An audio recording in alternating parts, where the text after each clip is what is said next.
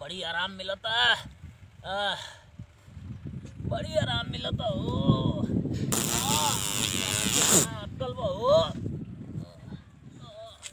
जल्दी जल्दी में लागत कौन बोले खेते में बैठ गए नहीं बैठा ना तो बड़ा दिन हो गए बात कैले।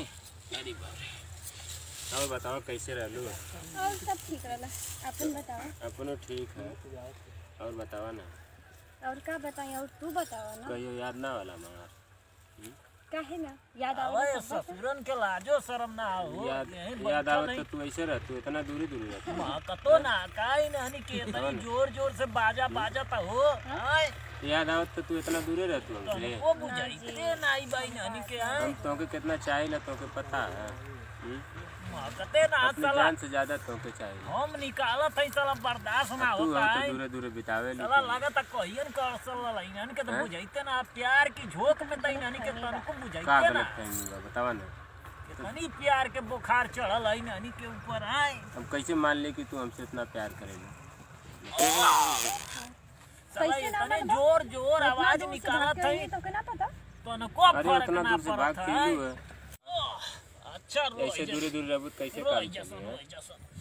बताएं जी तू कितना दुबरा गए हो हैं? खाना पीना ना खालू का साला हो तनको ना बुझाता का ये कइला पे है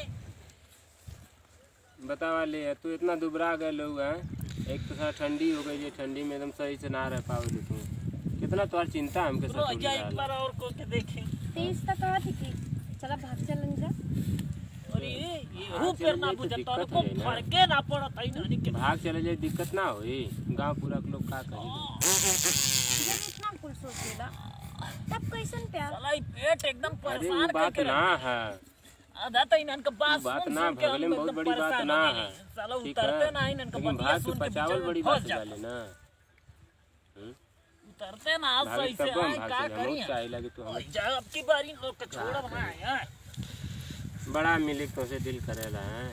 आज मिलबो कहीं भाई ऊ पे ना आई बुझा तो दूर ही रहे लू हमेशा जब देखा का करी बोला कहो तो लोग प्यार के बुखार चढ़ल तन को तो हम लोग का समझ नहीं है हगलो दू सवार कइले हम सुन तोहन का है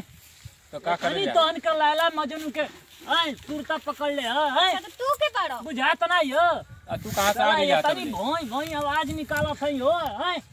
चलो महकतो अरे मां दबाता नहीं महकतो ना तन को है चल कहां से अपने कान है ये पूरे के तू हो ना तू हो कहो मार हां तो बुझा तो तनी बुखार के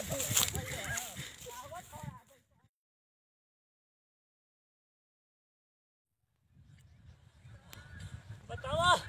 नानी के बुझात ना है साला प्यार के सुरूर जवन चढ़ल है साला एकदम कहीं उखी में कहीं रहरी में कहीं झूठा में है कहीं मूजी में ढोड़ झौआ खर पतवार टाटी मड़ई जाए देखत हम सन तहे कर बही चो चोच में चोच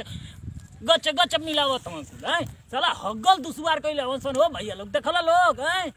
साला हग्गल मुतल दुसवार कइले हम सन तनको महकतो नहीं रहलै नानी के है बतावा आजकल लड़का लड़की ये करत हम कुल है इतनी प्यार के सुरूर चढ़ल है अरे तो बेटा अगले चाप के उनका चोइटा छोड़ा दिले।